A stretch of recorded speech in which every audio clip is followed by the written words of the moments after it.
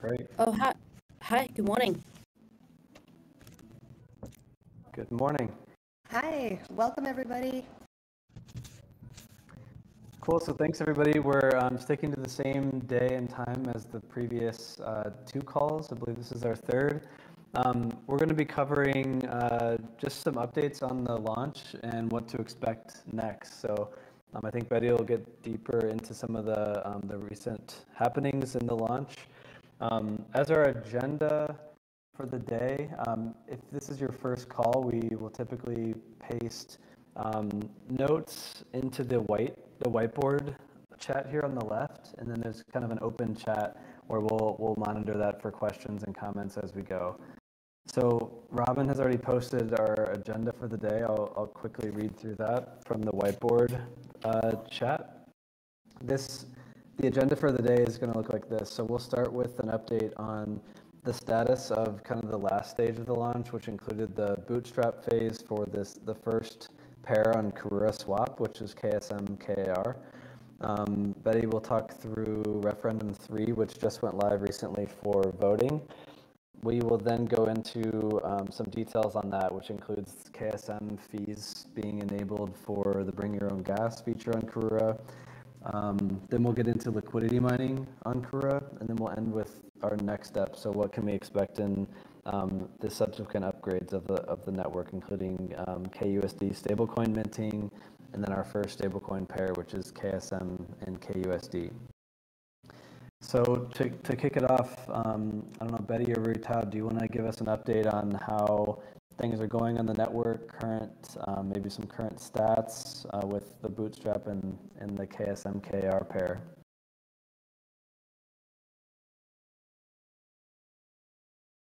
Hello, can you hear me then? Yep, you're good. Awesome.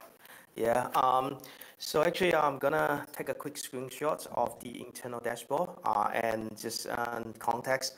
I've created a dashboard to monitoring the launch and actually what actually happening on the Karura network. I'm working very hard to make this a dashboard and public dashboard as well, so the whole community can see and check what's happening on the current Karura network. But let me quickly grab my live screen and then I'll post in the whiteboard. Yeah, I've done that for you, Retail. You can just like maybe walk people through what these numbers awesome. mean. It looks pretty impressive. Yeah. Yes. So let's start. I'm gonna talk through. Let's start from the beginning. So the dashboard actually check two things. The dashboard check the overall network performance, the network performance of the Karura network as a whole, and also currently the dashboard has another section to check the DEX, activities. So the overall, we can see currently there's around 18,000 Kusama that's deposited into the Karura network ready to trade. That's a soft TVL, if we can call them. So that means that there's 18,000 Kusama that's teleported from Kusama network and is currently live on the Karura network. We can also see the transaction number and transfer number, the actual relation to prior chain transaction is increasing and the number is going up very healthy. So this is overall looking from the overall status. The network, I think we've been live trading for roughly 6 days. The network handles everything smoothly, and this is the very first kind, the very first prior chain. As I mentioned so many times, we did this test on testnet so many times, but to see this actually working smoothly on the mainnet, it's a huge achievement. So the actual more meaningful dashboard is that to check the very first KAR to KSM pair. So in this very first KAR to KSM pair, it is we can see this as a canary test for the DEX as well. The KAR KSM pair is one of the very first pair that we use to bootstrap to test out all the network functionality relating to DEX. So you can see currently there's around 12,000 Kusama and over 500,000 KAR is currently on the DEX. Actually, if you zoom out, you can actually see the whole. I'm gonna actually share another more 6 days trend on this picture. So I'm gonna take a snapshot and I'm gonna post that on the whiteboard again, so we can see that this is. If you zoom that out, you can also see how the liquidity grows over time. So the liquidity actually growing on the KR-KSM pair over the past 6 days, and it's been handling the trading and the price of the KR-KSM pair very smoothly. Also, we can see last night a big whale, which show a little bit of liquidity. I think they might get some hints to know that we actually have some more fun activity on the liquidity on the stablecoin coming soon. So maybe wave in the chat if that whale is you. But the thing is that, well, this is actually... yeah, maybe there's somehow... Yeah. Maybe he will put it back after this chat. Yeah. So maybe the most smart way is to put it back after the Kusama stablecoin has the KUSD stablecoin has been enabled, which we'll share a lot more on the liquidity mining program later on this call. You can see that the DEX roughly is doing from our dashboard. The DEX is roughly doing 500,000 a day in trading volume. And the trade size and the trade, each individual trade volume is actually very healthy. All the instruments point to a very stable network for us to enable the next set of protocols. So this DEX, this pair, the KR to KSM pair, does not have incentive for participants to trade. It's purely to as an indication to help to bootstrap this Karura network and overall to bootstrap to kick off the DeFi activity on the Kusama network. While it does not have any direct incentive, but it's also a very good thing to do. If you're a Kusama holders, you would like to help to see this sort of activity happening on the Kusama network. But now, with the week of trading, we are very confident the DEX has been performing fairly well, and we can reach the next step of like opening a stablecoin and get the real bread and butter of the protocol going, which is the stablecoin trading. So the KUSD to the KSM pair, the KUSD to the KR pair, and stuff like that. So this is like the overall overview of like it feels like already like months before our last community call. I can't imagine it's only like 6 days. Every night in the past few days, I've been checking on this on the activity every night, and it's still an unreal feeling to see the product we've been building on for the past 2 years has been live and start to serve the community. So yeah, those is the overview for you guys regarding the numbers that's doing, and I would try to see if we can have this dashboard public somewhere around next week. I'll probably have some primitive version of this dashboard to make it available for public to access and actually check when we actually launch the stablecoin. It will be very meaningful to see all the numbers goes up again. So yeah, so that's pretty much like the summary of what's happening in the past in the past 7 days.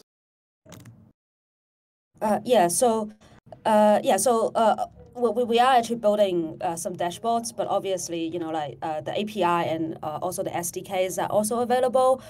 So for those keen, developers, you can also do it yourself. But certainly, retail will share more in coming days. So yeah. And also another thing regarding all the trading volumes and also TVL that retail mentioned. If you are new, to this, TVL, which is basically the liquidity locked in the pool, is really important because the more liquidity there is, the lesser the slippage. So every time you make a trade, the size of the trade in comparison with a really high TVL will actually make no difference. It's basically like dropping a small stone into a big ocean, right? Imagine it's not an ocean, it's a small pond. Then a big stone will make a huge difference, splash, in terms of the exchange rate. So that's one thing to point out. So high liquidity actually attracts more traders to come and trade because your pool is probably quite favorable in terms of the exchange rate and slippage. So that's one thing, the values that provided by liquidity provider. And then the second thing is as the token pairs stays relatively constant, right, to each other, there's lesser of impermanent loss. And if the trading volume is high, that means a lot of traders have been using the pool, then you are accruing or accumulating, good trading fees, and that adds back to your, as returns for liquidity providers. So we've put up a little bit more information for this stuff. So if you already know this, then you're pretty good. But if you don't and you want to become an LP, or you are trying out LPs, just go and read this. There's a bit of simulation there to walk you through what happens to my LP shares. The LP shares change constantly as more or less liquidity goes in and out of the pool, while your LP tokens stay the same. And also walks you through a simulation where when there's multiple trades happens in the pool, how does that impact on trading fees, and how does the price get calculated, and how does that impact you as an LP in terms of a potential impermanent loss, and also trading fees that you accumulate, right? So just those are the basic stuff that before you ape in a little bit more later on in liquidity mining stuff, this are the basic stuff that you can look at. So so that's that. So then, and Robin, should we move on, or are there any questions that we should answer at this point? Or? Well, I just wanted to add on, it definitely was a really healthy launch for the pair, and really an awesome and viable example of Karura Swap's Bootstrap feature. And before we move along in the call, for anyone who's new, who may be unaware of the Bootstrap feature and how it worked with this particular pair launch, I'm going to include the link in the whiteboard so you could read a little bit on our wiki. And then I want to encourage anyone for the remainder of this call, if you have any questions, we definitely encourage you to raise your hand, and we will invite you up on stage, and you could ask the team as we move forward. So I'll share that link right now if you guys have anything specific to add about the Bootstrap as well. I do suspect that we will be seeing more of it very soon. Yeah, maybe Betty, just a short, couple-minute explainer on how the Bootstrap is different than like a typical DEX pair launch, and what that helps to mitigate. Yeah, sure. So this is quite a novel thing that we experimented here. So the problem that we're trying to solve is usually when you list a pair in an AMM pool, the pool that Karura Swap is an automatic market maker, and it usually have challenges of front running, and then the price could be quite volatile. Imagine in a normal sense, if you open the pool straight away, the first person put in the liquidity will be the person who sets the first exchange rate, right? And that could vary dramatically from the first person to the second person to the third person. And also, it could also invite people who are trying to game all of the individual participants, right? They could use a bot and they could fund run you so that they can get a better exchange rate before and also after, so they can actually manipulate sort of their gains at the expense of most other people. So, these are quite common in existing sort of AMM pools. So, we thought about a way to try to mitigate all of this stuff and make it a bit more fair for most people. So this is the Bootstrap process. So what happened is, during the Bootstrap period, there's no trading is allowed. And then everyone then start adding liquidity into it. You could either add one token or both tokens, right? So this is like a side effect, added benefit is if you only hold one side of the pool. For example, if you are you have a lot of KSM and you don't have much KR, in a normal sense, if you become a liquidity provider, you're required to actually get the equivalent amount of KR and then add both into the pool in a normal sense. But during the Bootstrap, you are allowed to just add one side of the pool, and then other people would do the same for the other side, right? And then all of these people will consolidate the exchange rate for the period of time that's given, and then there's also minimum liquidity that's required to open the pool, right? So that we don't open the pool with very shallow liquidity, and when traders jumps in, they hit the rock bottom straight away, right? So with all of those sort of mechanisms there, what happens in this situation for the KSM and KR pair is it opens in a reasonable exchange rate, right? Because if someone put up an outrageous KSM to KR rate, someone else will counter it because you can actually have arbitrage opportunities right there then, right? So the exchange rate was reasonable when it opens. And then the second thing is there's no one sort of being gamed because of sort of front running and things like that. And the third thing is we opened the pool with about 10K, I can't remember exactly, maybe 10K KSM in there, and then equivalent amount of KR. So the pool has reasonably good liquidity. So that probably helps traders straight away go into the trades for it, and then up until now. So yeah, so that's just. Yeah, let me just actually answer a quick question from the chat channel. So I think this is something that we're going to address later on this call later as well. So one committee member asked is that, hey, what if liquidity on LP Vital is a major significance to the project? Why the KR KSM pair does not have any incentive of for the bootstrappers? I mean, the answer, there's a number of multiple answers for this. The very first answer is that I think the liquidity mining program is definitely, liquidity is definitely very important, and there's definitely liquidity mining program coming. That's why we're gonna we share in this call today. But the bread and butter of the Karura network is liquidity in the KUSD pair. The KSM pair is more of a canary trading pair that we don't think it need a lot of liquidity. If you think about it this way, they are both they're both governance tokens in the parallel network and in the relay chain network. They are mostly assets that you would like to hold on to. So this is actually trying to bootstrap and test the DEX is working properly before actually pour out a lot of incentive onto the actual stuff that matters, which is the KUSD pair. The KUSD pairs trading against Kusama will enable the very first trustless trading of a dollar-based decentralized stablecoin versus the KSM token. And we also indirectly bootstrap all the other part of the program, such as stablecoin, the liquid KSM pool. So that's we want to make sure the incentive is pouring into the right protocol in the right time. The other reason that we do not have the incentive program initially is that, well, as a responsible project, we like to projects to go for long term. We don't think it's going to be responsible that we actually roll out a system. You actually do not want to see us roll out a system, have actually test it, and then just go crazy on everything. It might work. It's just like rolling the dice, which I don't think is going to be responsible, and most of the community do not want to do that as well. So yeah, I think the short answer today is that, well, liquidity mining, a reward for LP. Everyone participating in the network is coming. It's going to pour into the right portion of the network to make sure that the network can kick off and start can start to have more liquidity. Sounds good.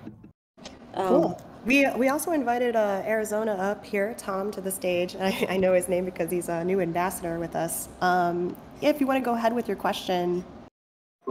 Yeah, just a quick comment first. Yeah, awesome work launching this. I know it's a crap ton of work, and you guys have done a killer job on it.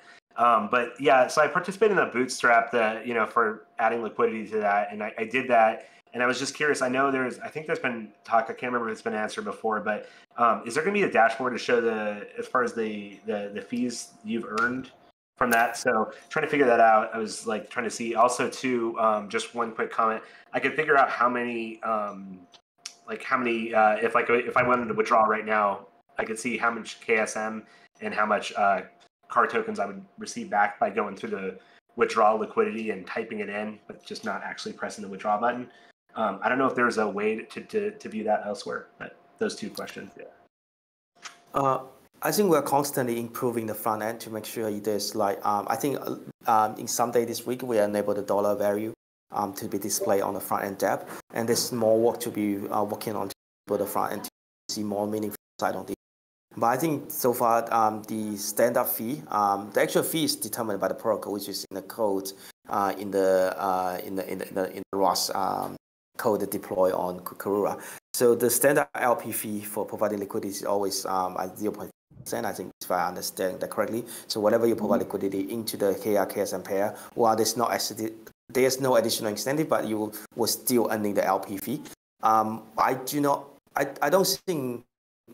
Actually, I think I have some roughly calculated dashboard that's work in progress. I'm not sure if that's correct, so I didn't share it today. I'm gonna actually share in the whiteboard now, and this is something that I still work in progress. I'm not sure if the number is correct. So this is the fee that's generated by the pool in the past 6 days. I think that's around the fee that's generated by the pool and shared by all the liquidity providers. It is still a tiny amount compared to what happened on Ethereum, but again, this is a very tiny first step to make something great. So, well, if you're looking to an individual share regarding your contribution, regarding how much LP fee you'll be earning, I think that will be enabled on the front end very soon. And overall, I just share a snapshot from the work in progress dashboard I'm currently working on. Awesome. Yeah, thanks so much. Yeah, great job too. Thank you. Thanks for the support. I think with that, there's no open questions right now. If anyone here has anything they want to come on the stage or ask in the community call chat, feel free to raise your hand or type it out there and we'll get to it. But until then, I think we can move along to the next item in the agenda, which is that our Referendum 3 is now open for voting. So maybe I will step back a little bit just to talk about the process of the governance. So there's different types of changes to the network that we usually will go through a discussion and then voting on the blockchain. And then once it's been voted passed, then the change will be enacted on the blockchain itself. So this is like very high level how it normally work. And there are also different type of changes. So for example, we've gone through 3 proposals so far. There are 2 runtime upgrades involved, and there's also one just changing some parameters, basically state change on the blockchain, which doesn't involve upgrade.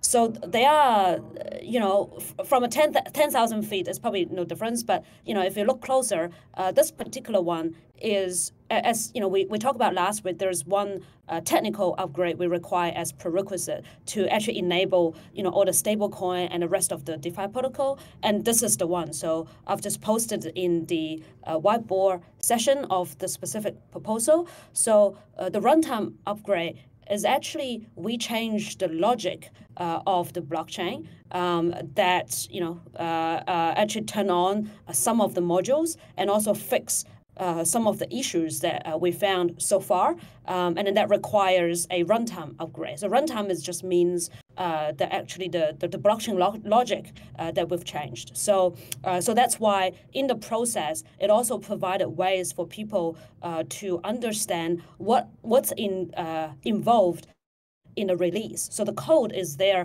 for you to verify, well, this specific line of code has changed. And also there's ways being provided at the bottom of that forum post, how you can actually verify this change matches with what is going to be uploaded to the blockchain, right? So everything is, kind of hashed out, and you can actually verify everything. So what you vote for is going to be exactly the same as what is going to be uploaded to the blockchain, and it eventually changed the on-chain logic, right? So this is the runtime upgrade, which is more, sort of heavy loaded because you are upgrading the chain. This is something very unique to the substrate-based blockchain or in the Polkadot ecosystem, the parachains like us and also like Polkadot. A very concrete example is, for example, in most other blockchains, let's say you pay, ETH as the network fee token, right? Unless you take enough time for people to argue about we should change ETH as the gas fee and to maybe US dollars, or add an additional fee token as US dollars, which probably would never pass from the community kind of discussion or argument.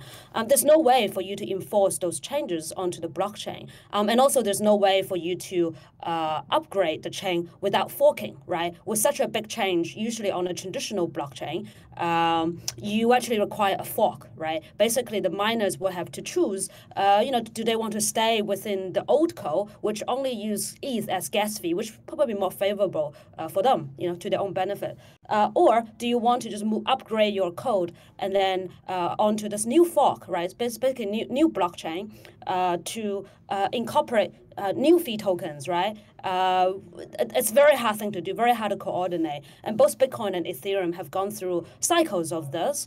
And you can see the number of low-level changes, like basically changing to the protocols, are very, very few. I guess for Bitcoin, understandably, it's trying to keep its monetary policy as it is. There's a good reason for it to be very static, right? But for like a application blockchain or chains that is trying to solve real-world problems, there's no point to stay exactly the same as what you were 10 years ago, while all the business and all the users have evolved and their requirements has evolved and still stay the same. So it doesn't make sense. So that's why Substrate is created in such way that you can upgrade even at a lower level without disrupting any of the services on top of it. So this is what happened this time, right? Last time we didn't actually explain this clearly, but this time is like one of the issues that we fixed was using KSM as fees. So KSM was set to become the fee at the base level when we launch. However, it uses a different pool than the pool that we just launched. We just launched the KSM and KR pool, but the KSM by default is actually using the stablecoin pool for swapping the fees and be used as gas fees, right? So you can bring your own gas, like bring KSM and then to the Karura chain and then pay fees in KSM. So that was the default setup. Because we launched our KSM and KR pool first, and it's been going really well, we could wait till next week when we enable the stablecoin pool and then KSM become fees. But we realized that this probably is what everyone expected from day one. So this is one of the fixes that we changed at the runtime level to kind of allow the KSM to use the KSM and KR pool to swap KSM as fees, right? Of course, if you're LP, you'll be happy to hear this because transactions paying KSM will actually become a user or trader of the pool that you providing liquidity to, and you also share the fees with those trades as well. So so this is an example of changing the underlying logic of it. And then there are other stuff that we enabled through this upgrade, mostly around enabling stablecoin related runtime modules, so that we will be ready probably next week to enable KSM as collaterals to mint stablecoin. So that's the upgrade, and then you can I guess read about it and then go vote and poke around and see how things work.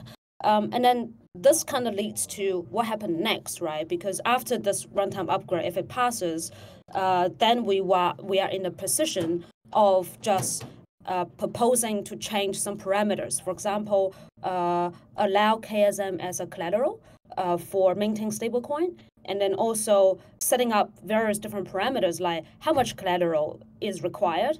Is it 150% or 200%? What is the stability fee? And some other parameters that you set up for a vote, to mint stablecoin. So those things don't require upgrade.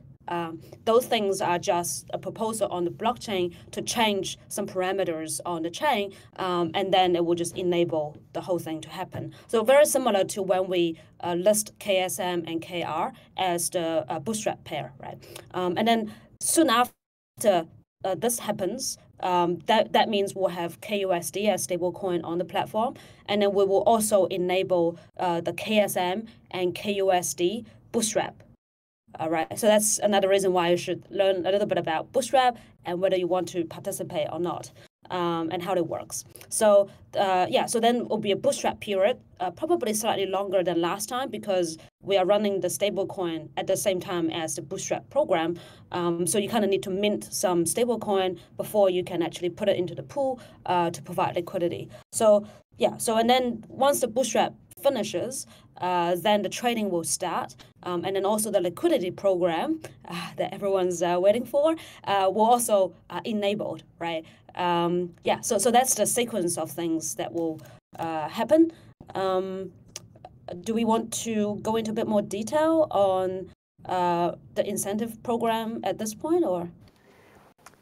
Yeah, let's go to that next, Betty. I wanted to just add one thing to what you mentioned there. You made a good point around the bring your own gas feature with KSM and how that could benefit potential liquidity providers. But I just wanted to explain or just kind of reinforce what you meant by that, because some people, and back when I first heard about this ability to pay gas fees in any token, I didn't understand this either.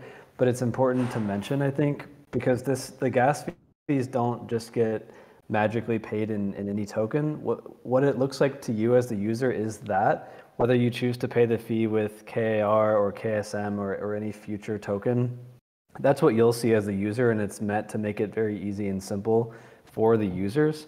But what's actually happening on the back end, when Betty says that we're going to be enabling KSM as a fee token, what's actually happening in the network is that KSM is being sent behind the scenes to the Karura swap, and it's being swapped for KAR, and that KAR is then used for the transaction fee. So bring your own gas doesn't remove the need to pay the gas fees in the native token of KAR. It just allows you to pay with a different token, and then that gets sent to the DEX and swapped for KAR, and then the fee is paid in KAR. So that is why Betty made the comment about how this will benefit liquidity providers, because if you're providing liquidity to the KAR KSM pair, when you actually pay a fee in KSM, it goes to the DEX and is swapped for KAR, so that generates transaction fees or DEX transaction fees for that pair. Yep. So yeah, that's exactly right. And then for the liquidity mining stuff, I think before we go into specifics of the mining program, I think we should mention, as Retail pointed out, the USD stablecoin is sort of at the center of the entire platform. It kind of powers, KSM-kUSD pairs. It also, as one of the native stablecoin, is going to power various different protocols that's will be enabled right after that, or built on top of it. So basically, if we're gonna turn on the liquidity mining program for the KSM to KUSD pair, right?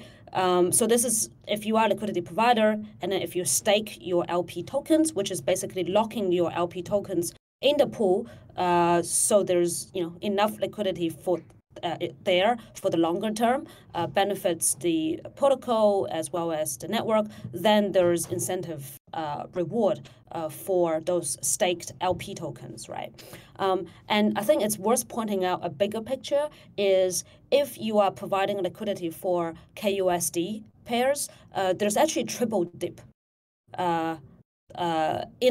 This triple dip, including the liquidity mining. So what I mean by triple dip is, let me see.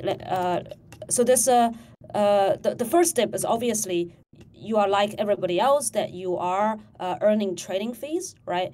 From the pool, and then the second dip is there is actually a hidden share from the stablecoin protocol. So the stablecoin protocol will actually earn certain surpluses from stability fees and also liquidation fees if this liquidation event happened for the collaterals in it. And the DEX itself, the Karura swap, plays a very important part in that process for liquidating collaterals, because when you liquidate collateral, the collateral will put on auctions, as well as on the swap, depends on the slippage and price and stuff like that. If this all sounds very foreign to you, we encourage you to go back to our white paper or our wiki to read about how the collateralized stablecoin works. But when the price drops sharply, your collateral doesn't hold as much value as it were before. Then you actually liquidate some of those collaterals to pay back some of the Karura dollar that you kind of minted out, right? So that's, in simple words, that's how it works.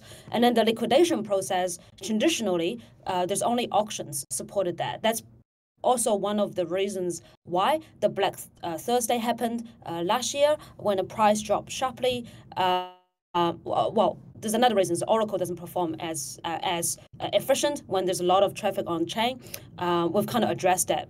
The problem. If anyone interested, just ask a question, and then we can explain further. So I don't go into that too much here. But it uses the auction to kind of auction off the collaterals.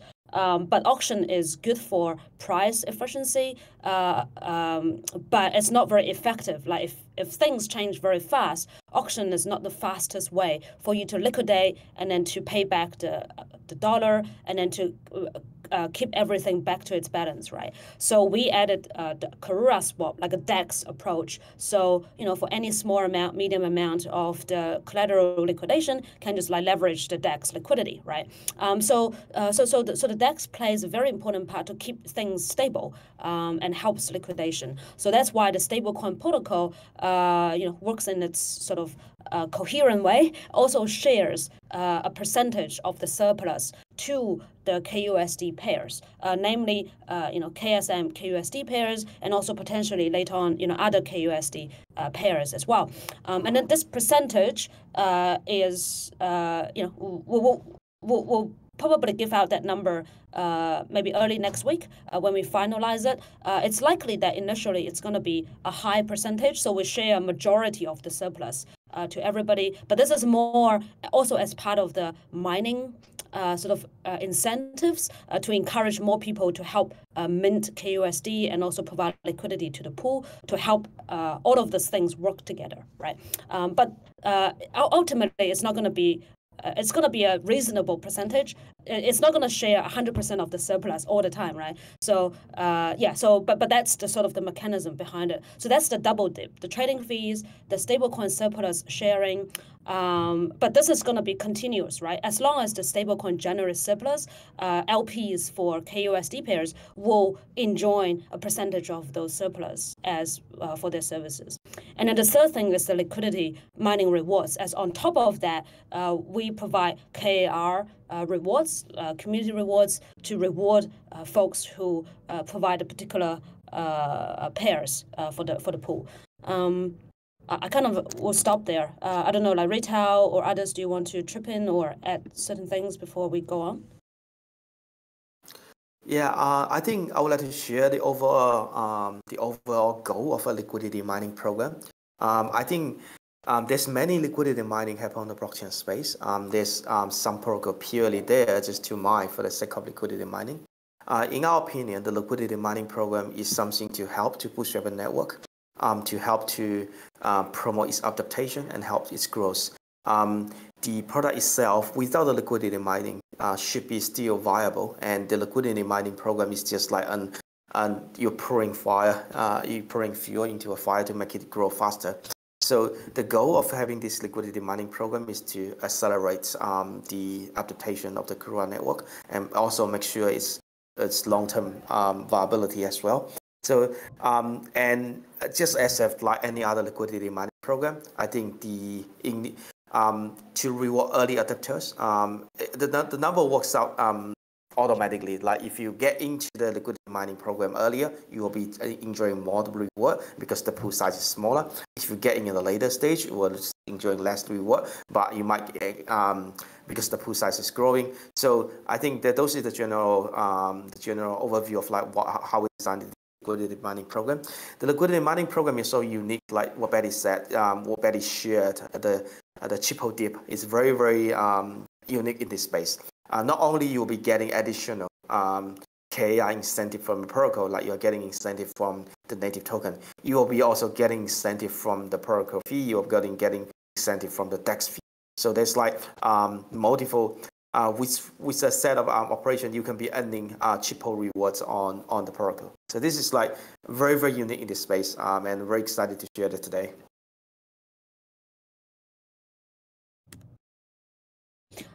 So if if our, if that plan goes well, right? So then the liquidity mining program should encourage more liquidity in the pool, which, kind of makes the pool more usable.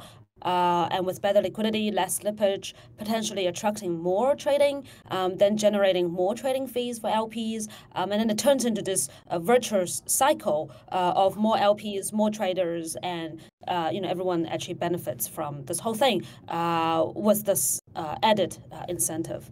So that's the whole point. And also with all the a lot of the liquidity program out there, there are also challenges for giving out incentives this way. You don't want to make it a pay-for-play program, so people just come for the highest reward and then straight away dump it or and leave the platform, only chase, 4-digit percentage of APY, which is not long-term and not sustainable, not things that we want to encourage. So that's one consideration in designing the program. And then the other thing is also considering the LPs that kind of there for longer term, like keeps their liquidity in the pool for a longer time, like stake their LP tokens for a longer time, they should probably qualify for a little bit more rewards than folks just like in and out all the time, right? So those are the two considerations when we have this feature called loyalty bonus added to the liquidity mining rewards, right? So and in a very simple term, how it works is as an LP, you're giving rewards. It's for a period of blocks, right? And then rewards keep giving to you. But for LPs that keeps their LP tokens staked for longer period of time, they will enjoy a percentage of loyalty bonus as they keep their bonus for longer time. If they keep their LP token to stake for the entire period of the mining program, let's say it's 1 year, right? If they keep it there for the 1 year period, then they will get at least minimum of like 10% of the rewards. So I know it's very abstract to actually say things like that in words. So I would encourage you to kind of just have a read of this article here. There's actually a simulation there to show you, maybe I'll just walk through this example in 2 minutes, see if I can do that. So all of these numbers are hypothetical, right? So let's say for a pool for token A and token B, so these numbers are hypothetical, right? So it's not real. You can imagine it to be, I don't know, like KSM and KUSD potentially. The rewards are in KR, right? So let's say there's 500,000 KR that prepared for this 1 year program. And then the mechanism is very simple. So it's basically evenly divided across, all the periods, like in blocks, right? But for simplicity's sake, the simulation is like per month base. So you have a better conceptual idea how things actually change for each month. Let's just imagine I'm LP1, and then I staked all my LP tokens, and then my LP shares, gets to 1%. So basically, I contributed 1% of the total liquidity. Obviously, that's very hard to do in real life, and also it could change, right? Because as more liquidity comes in and out of the pool, my shares will go up and down. But in this example, just simplify it, as an LP, I'm just smart enough to actually just keep my LP shares all the time. If there's more liquidity in the pool, I add more as a liquidity provider, right? So I always keep 1%. And then, with loyalty, right? So if I just keeps my staked LP all the time throughout the year, the minimum I get is like 5,000 tokens. That include also 10% bonuses of the assumption is also loyalty bonus is 10%, right? So I get about that much in total, minimum. Why is it minimum? So if you look at a chart below it, is if there are other LPs, for whatever reason, they need to cash out, right? They need to claim their KR early, or they need to withdraw their liquidity early. They are basically foregoing their 10% at the time, and then that 10% gets put back to the reward pool and shared amongst the rest of the LPs who hold on to their reward and keep being an LP for a longer time, right? So basically, this is how longer term LPs get reward a bit more in the longer run, right? So you can see as the months pass by, there are more. Assumption here is like 5% LPs kind of like claim their rewards early. So there's like 5%, like 2,500 KR gets put back into the pool every month, and then that gets shared amongst the rest of the LPs, who stick on. So if for LP1, then you can see if I claim my rewards early, obviously, I get what I have. I just give up the loyalty bonus and share to others. But if I keep on to my loyalty bonus, like stick as an LP, my reward keeps growing, right? Because there are more people, foregoing their loyalty bonus, and then in the end, I could, have like a more than 6,000 KAR, which is like 130% or 30% more than what I normally would have. That's why the 10% is sort of minimum. But if everybody sticks to the program, nobody actually claim early, then 10% is what you get in the end as a bonus. But if someone would withdraw early, then other LPs will get more. So you can see, like the simple logic here is to sort of encourage people to be a long-term thinker and also long-term LP, and also don't just come and chop the crops and then just run away with all of it. So it's basically responsible aping, right? Responsible farming, so we can be more sustainable overall as a community and how we run all this protocol. So yeah, so there it is. I'm sure there's questions and stuff. I'm trying to keep up with questions in the chat. The stage itself is a little quiet today, and I want to remind anyone, if you did want to come up on stage and ask a question, definitely raise your hand and we'll get you up here. But I think what this slide conveys is a lot of information to take in, but basically the unique aspects of the liquidity mining on Karura are not only like the triple dip, the triple reward experience, but this effort to sort of encourage sustainability, so it's not just like crazy degen numbers that bring in a lot and then kind of just fall immediately and aren't sustainable. So we're encouraging LP stakers to really just be in long term, which is exciting, I think. So if anyone wants to add on to this too, and I know we put a few links in the whiteboard so you could follow along on our wiki.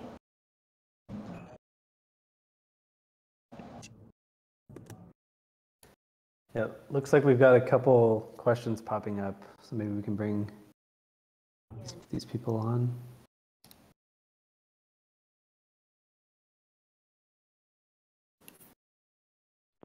Hey guys, can you hear me? Yeah. Yeah, go for it. Hey, how's it going? I know on the last call we talked about more adaptability for the stablecoin and incentivizing the stablecoin. Is there going to be first of that process, you guys are going to let other encourage stablecoins port over to Karura, maybe have other general to bring people in, maybe the Polkadot coin. So the audio is a little choppy, but I think I heard that you're asking if there's going to be the possibility of other stablecoins appearing on Karura.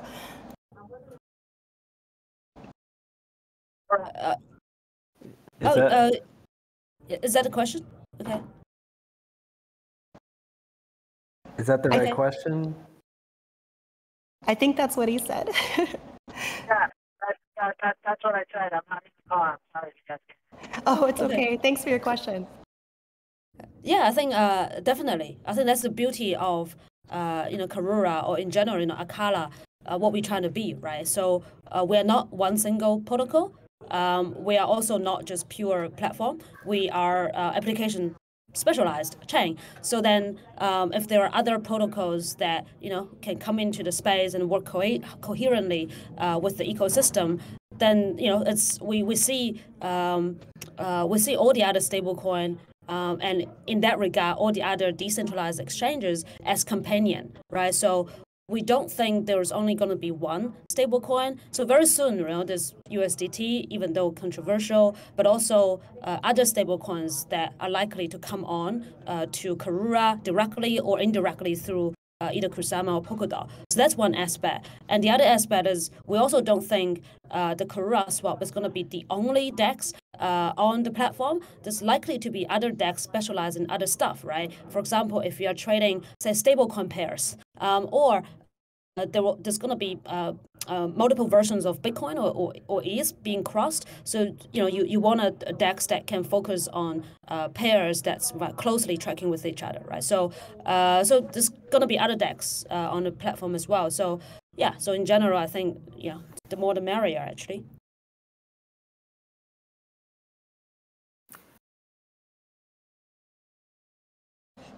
Cool. So it looks like we do have a lot of questions coming in the chat that are getting answered in real time. But just for time's sake, I wonder if we should move along to our kind of what's next and what's. Oh, I'm sorry. I just saw someone just got added to the stage. Yeah. One more on stage, and then we've got 7 minutes to wrap up. Cool. Go for it. Yeah, Kripkar, do you have a question? Hi guys. Hello. Thanks for all the amazing work you guys are doing. I just want to ask a quick question around when do you expect the other applications will start building on KAR? Like I think might not be too far away. Just impatient question. Sorry. Retail, do you want to take that? Yeah. So if you actually look at our roadmap, we KAR is both a product and also a platform. We are enabling the products one by one. So currently we are enabling the DEX, we're enabling the stablecoin as we're speaking, and then we will also enable Liquid KSM to make sure the product side of the of the network. And finally, there's also a governance call to enable the EVM module. So other developer can start to deploy smart contract and start to build on our financial primitive. So it was still a little bit of time until we are confident that the EVM module will be enabled and the product has been shipped. So there's already a number of teams that's working on developing or deploying on both Karura and Akala. So you can see there's a lot of there's some of them is being announced, some of them are still in the pipeline. But generally, you can take the indication of when we start the governance call to enable the EVM module as an indication of when you can start to see other applications go live on Karura. Thank you. Yeah, and I also would like to chat call regarding Tether. This question has been asked so many times, and I think in my personal opinion with Tether is that we definitely would like to see Tether being traded on Karura. It has huge community, it has huge liquidity, and it will enable Karura to make Karura accessible for more crypto users and more crypto community. And I think that's all as KR holder, that's all what we want to see. But to enable Tether is require a lot of research, and will ultimately have to pass the governance call, or there might be some special or clever rule around that. So I don't think it's unlikely to be right. But to have Tether to be tradable on the Karura platform is essential, I think. Or have other stablecoins tradable on the Karura parachain it will bring a value to getting more adaptation of the network. So that's I think there's going to be a discussion post for this, and then I think folks can actually weigh in advantage, disadvantage, and also even there's disadvantages, how we can actually use some smart stuff, right? Maybe cap the size of it, or doing different ways like on chain that we can manage the risk or mitigate the risk in some way going forward. So I think it's certainly worth an open discussion on that topic. Yeah.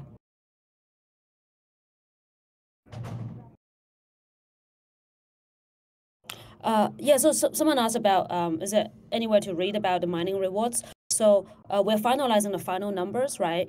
If you read the wiki that we posted on the whiteboard area, that's generally will be true. Like all the formulas used there is going to be used on the actual mining reward for the specific pair. Like the next one is KSM and KUSD. And then when we finalize the number for KSM and KUSD, there will actually be a discussion post with all the parameters listed. And then that's what is going to be voted, right? And then I think from that point, then there will be a blog post to also explain this further as well. So you're going to have concrete information for the specific pair. Well, hopefully next week.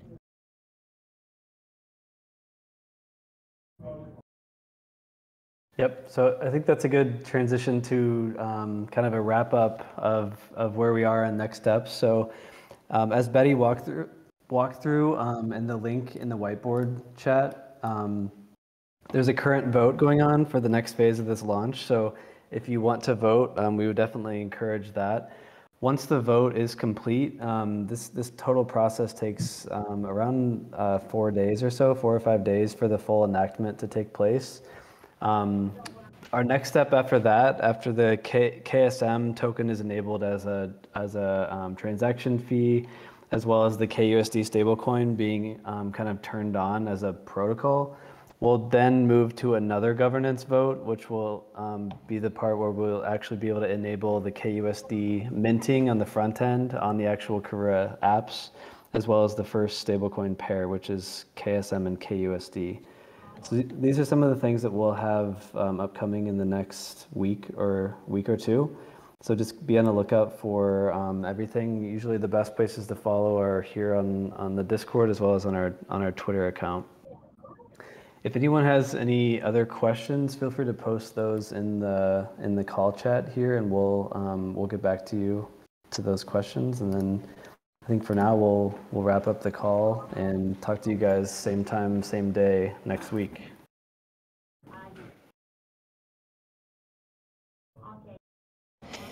Cool. I mean, you definitely thank you guys for coming, and you could probably hear in all of our voices we're a little tired, but it's been a really, really great week, and it's exciting to keep moving through this launch process with you guys. So thanks for joining us. Thanks, everyone. Thank you. Thanks, everyone. Thanks. See you next week. Bye.